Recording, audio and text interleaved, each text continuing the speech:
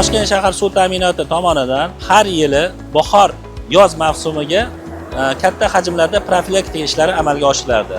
Bundan maqsad xalqimizni bahor yoz mavsumida uzluksiz suv bilan ta'minlash. 43 dona nuqtalarda katta va kichik hajmdagi yopqichlar almashtiriladi. Bulardan 143 dona yopqichlar, 43 ta qaytaruvchi klapanlar deyiladi. Shular almashtiriladi. O't o'chiruvchi moslamalar hamda bahor mavsumida katta hajmdagi turbalarni eskilarini olib tashlab, yangisiga ulab, ularni qayta tiklash, ya'ni perevereska deyiladi, ishlar amalga oshiriladi. Yonini olish uchun bu ishlar amalga oshiriladi. Bahor yoz mavsumida bu ishlar katta hajmdagi avariyalar hamda talafotlarni bartaraf etish uchun amalga oshiriladi. Bu tadbirimiz 30-martdan 13-maygacha, ya'ni qariyb 1,5 oy davomida amalga oshiriladi. Suvsiz qolgan hududlarga maxsus texnikalarda suvlar yetkazib beriladi.